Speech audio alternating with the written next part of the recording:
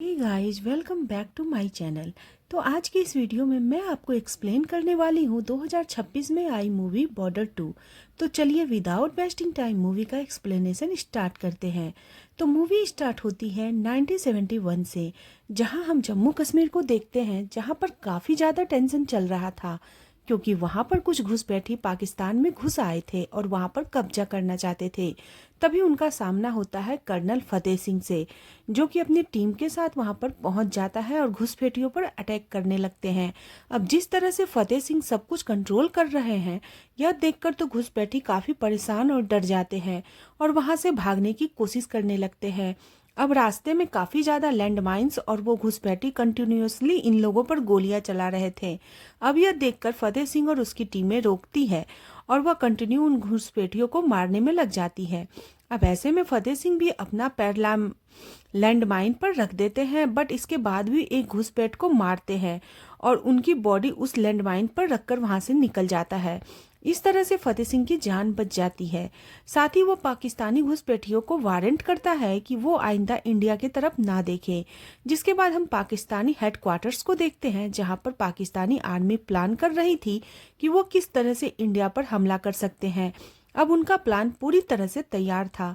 वो लोग डिसाइड करते हैं कि वो इंडिया पर हर तरफ से हमला करेंगे, मतलब हवा से, पानी से और जमीन से, ताकि इंडिया को बचने का मौका न मिले। जिसके बाद हम मेजर होशियार सिंह को देखते हैं, जो पठानकोट की आर्मी को लीड कर रहे थे। अब कुछ आर्मी ऑफिसर जब पानी भरने के लिए नदी के पास जाते हैं, तो वहां पर पाकिस्तानी आर्मी भी आई हुई थी। वो दोनों एक दूसरे को देखकर एक दूसरे की तरफ गन तान देते हैं। तभी वहां पर होशियार सिंह आता है और पाकिस्तानी सोल्जर से कहता है कि वो गन अपने नीचे रखे, क्योंकि अभी तक वॉर शुरू नहीं हुआ है। वो यहाँ पर पानी भरने के लिए आए हैं, तो पानी भरे और चले जाए। साथ ही वह उनसे कहता है कि मेजर चाहे जो भी हो, अगर किसी आर्मी का हो तो मेजर को सैल्यूट करना होता है, इसलिए वो उन्हें सैल्यूट करने के लिए कहता है। साथ ही उन्हें बताता है अगर उन्होंने इंडियन आर्मी के साथ कुछ भी गलत करने की कोशिश की तो उनका कैंप यहाँ से बस 1 मिनट की दूरी पर है, इसलिए फिर उनके साथ क्या होगा इसके बारे में वह सोच भी नहीं सकते। अब यह सुनने के बाद पाकिस्तानी आर्मी डर जाती है और पानी भरकर वहां से निकल जाती है। बट यह सब देखकर होशियार सिंह को समझ आ गया था कि पाकिस्तानी आर्मी कुछ बड़ा करने की प्लानिंग में है और इनके ऊपर कभी भी हमला हो सकता है। इस नए ने पूरी तरह से तैयार होना होगा। जिसके बाद हम इंडियन एयरफोर्स ऑफिसर निर्मल जीत सिंह को देखते हैं, जो भी अपनी फ्लाइंग की प्रैक्टिस कर रहे थे और निर्मल सिंह को भी एहसास हो गया था कि जरूर उनके ऊपर हमला होने वाला है। जिसके बाद हम नेवी के ऑफिसर MS रावत को देखते हैं, जिन्हें भी पता चल जाता है कि जरूर पाकिस्तान वाले उनके ऊपर हमला करने की प्लानिंग कर रहे हैं। इसलिए वो भी अपनी टीम से कहने लगते हैं कि उन सबको होशियार रहना होगा। अब रात को होशियार सिंह देखता है कि सारे सोल्जर्स बहुत ज्यादा खुश थे और मजाक मस्ती कर रहे थे। यह देखकर होशियार सिंह को भी अपने दोस्तों की याद आती है, इसलिए वो उनका फोटो निकालता है और यहाँ पर हम समझ पाते हैं कि एक्चुअली होशियार सिंह, निर्मल और MS रावत तीनों बहुत अच्छे दोस्त हैं। 10 साल पहले जब ये लोग ट्रेनिंग कर रहे थे, तब ये तीनों एक ही बैच में थे। यहाँ पर तीनों की बिल्कुल भी इतनी अच्छी दोस्ती नहीं थी। निर्मल सिंह और होशियार सिंह ने हमेशा कंपटीशन लगा रहता था, दोनों में से कौन अच्छा है, कौन अच्छा परफॉर्म करेगा। इसी वजह से हमेशा दोनों में कंपटीशन होता था। अब हम देखते हैं कि इन सभी को फतेह सिंह की ट्रेन कर रहा होता है और वह जब देखता है कि इन तीनों में बिल्कुल भी अच्छी दोस्ती नहीं थी, मतलब वो तीनों एक दूसरे की रिस्पेक्ट ज्यादा नहीं करते थे, यह बात फतेह सिंह को अच्छी नहीं लगती थी और इसी वजह से वह तीनों काफी डांटता भी था। वो बताता है कि इन सब की ट्रेनिंग एक साथ इसलिए की जा रही है ताकि इंडिया के ऊपर फ्यूचर में अगर कोई प्रॉब्लम आए तो Indian navy, air force, Indian army एक साथ मिलकर लड़ सके। लेकिन ये तीनों तो आपस में ही लड़ते रहते हैं।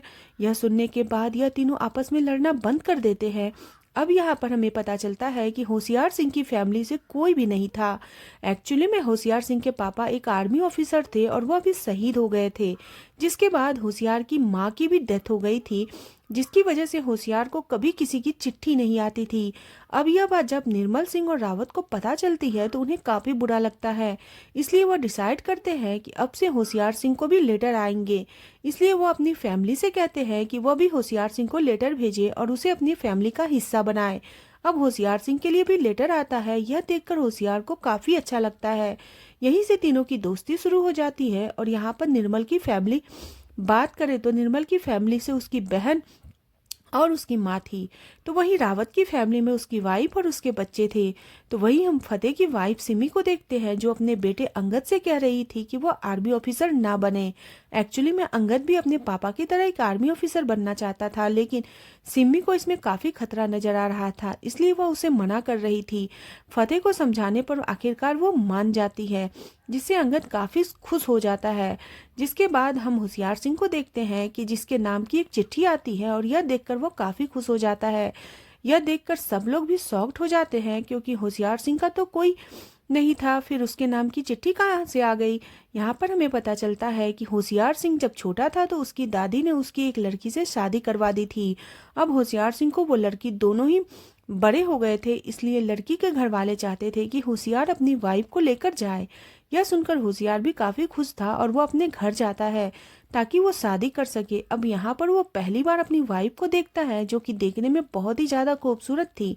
जिसके बाद होशियार और उसकी शादी हो जाती है। होशियार अपनी वाइफ को अपने घर लेकर आता है। अब यहाँ पर आने के बाद उसकी वाइफ होशियार के पेरेंट्स की फोटो मांगने लगती है ताकि वो उनका आशीर्वाद ले सके, लेकिन होशियार के पास उनकी कोई भी फोटो नहीं थी, क्योंकि यह सीन 1961 का है। अब होशियार सिंह अपने पेरेंट्स के कपड़े उसे देता है, जिसके बाद उसकी वाइफ उन्हें छूकर उनका आशीर्वाद लेती है। यहाँ से उनकी मैरिड लाइफ स्टार्ट होती है। जिसके कुछ टाइम के बाद होशियार की वाइफ प्रेग्नेंट हो जाती है, जो देखकर होशियार काफी खुश था।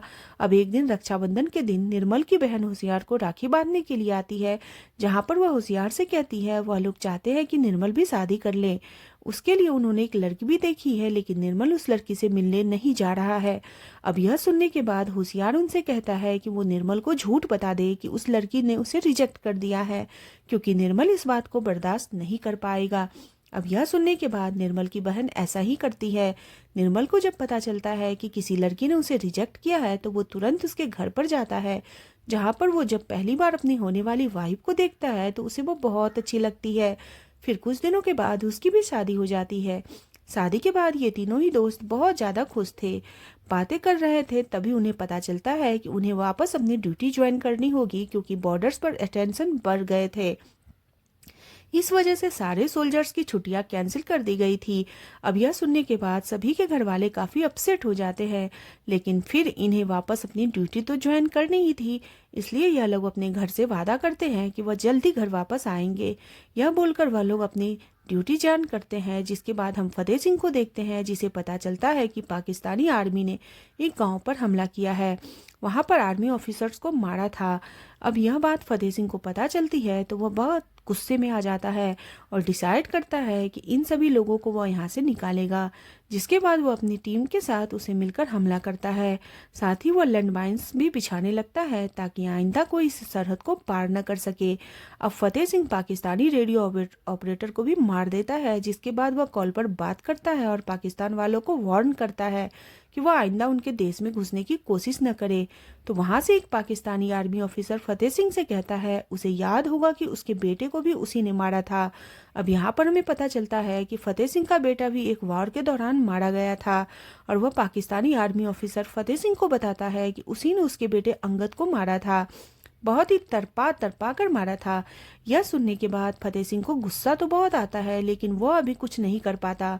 वो बस पाकिस्तानी ऑफिसर को वार्न करता है कि उसकी मौत भी फतेह सिंह के हाथों ही होगी। यह बोलकर वह उनको कैंप में ही उड़ा देता है। जिसके बाद इन लोगों ने लैंड माइन्स बिछा दिए थे ताकि पाकिस्तानी टाइम जब अंदर आने की कोशिश करे तो वह वहीं पर उसे खत्म कर देंगे। जिसके बाद हम पाकिस्तानी आर्मी को देखते हैं, जो एयरफोर्स के थ्रू भी इंडिया पर हमला कर रही थी। यह देखने के बाद निर्मल और उसकी टीम भी पूरी तरीके से तैयार थी। वो लोग भी काफी अच्छा जवाब देने लगते हैं। अब सिचुएशन काफी खराब हो गई थी, लेकिन निर्मल फिर भी हार नहीं मानता, कंटिन्यूसली लड़ता रहता है, लेकिन उसके बाद वह शहीद हो जाता है।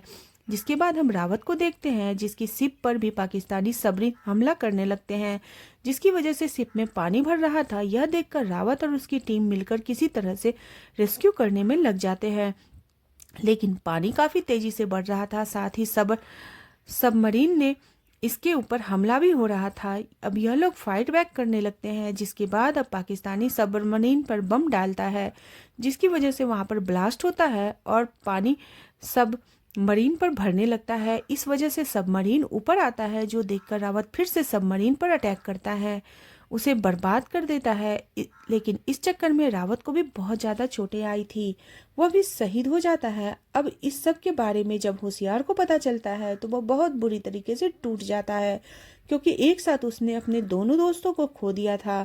बट वह डिसाइड करता है कि वह भी अपनी टीम के साथ मिलकर पाकिस्तानी आर्मी को ख़त्म कर देगा, उन्हें इंडिया पर कब्जा करने नहीं देगा, जिसकी वजह से वह भी उनके साथ लड़ने लगता है। फतेह सिंह भी पूरी कोशिश कर रहा था कि वह पाकिस्तानी आर्मी को रोक सके।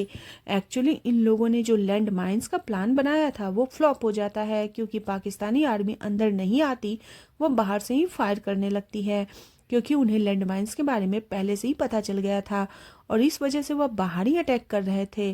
फिर भी फतेह की टीम और होशियार की टीम हार नहीं मानते, वो फाइट बैक करने लगते हैं। वो शेर भी एक करके सारे लोगों को ख़त्म करने लगते हैं। तो वहीं पर फतेह के पास अब बहुत सारे हथियार आ गए थे, इसलिए वह उनको टैंक को ही उड़ाने लगते हैं, जिसके बाद वो देखता है कि जिसने उसके बेटे अंगद को मारा था वो भी वहीं पर है। अब फतेह के पास उसे मारने का मौका था, लेकिन वो आर्मी ऑफिसर काफ़ी ज़्यादा गिड़गिड़ाने लगता है और अपनी जान की भीख मांगने लगता है। यह देखकर फतेह उसकी जान बख्श देता है, जिसके बाद फतेह एक एक करके सारे टैंक्स के ऊपर हमला करने लगता है, धीरे धीरे एक एक करके सबको उड़ा देता है। जिसके बाद हम होशियार को देखते हैं, जो भी अपनी टीम के साथ पाकिस्तानी आर्मी को वहां से भगा रहा था। वो आखिरकार उन सबको वहां से भगाकर फिर से इंडियन तिरंगे को वहां पर लहरा देता है। बट इस सब के बीच उन्हें बहुत सारे इंडियन सोल्जर्स को भी खो दिया था, जिसकी वजह से उनकी जान चली गई थी, जिसका इसे दुख भी था। जिसके बाद सबको श्रद्धांजलि दी जाती है। होशियार सिंह अपने दोस्तों के घर जाता है ताकि वह उन्हें श्रद्धांजलि दे सके और उनका अंतिम संस्कार कर सके। यह सब करते हुए उनके घर वालों की हालत देखकर होशियार को काफ़ी ज़्यादा बुरा लगता है। उसने अपने दोस्तों को खो दिया था, इस बात का अफसोस उसे बहुत ज़्यादा था। वह वहीं पे हम सिमी को देखते हैं, जो फतेह को देखकर बहुत ज़्यादा खुश थी, क्योंकि फतेह वॉर जीतकर वापस आ गया था। अब फतेह सिमी के साथ गुरुद्वारे जाता है, जहाँ पर उसे अपने बेटा अंगद स्माइल करता हुआ दिखाई दे रहा था। वहां पर वही सारे सोल्जर्स जो कि शहीद हुए थे, उन्हें देखकर फतेह सिंह भी स्माइल करता है और इसी के साथ यह मूवी एंड हो जाती है। तो यह थी बॉर्डर 2 मूवी की स्टोरी। अगर आपको इस मूवी की स्टोरी और मेरा एक्सप्लेनेशन पसंद आया है तो वीडियो को लाइक करें, कमेंट करें, शेयर करना बिल्कुल भी ना भूलें और मेरे चैनल को सब्सक्राइब जरूर करें। आप लोग किस शहर से मेरे वीडियो को देख रहे हैं, प्लीज़ कमेंट करना बिल्कुल भी ना भूलें। अपने शहर के नाम के साथ वीडियो में कमेंट जरूर करें। आप लोगों से मैं फिर मिलती हूँ एक नई वीडियो के साथ, तब तक के लिए बाय बाय।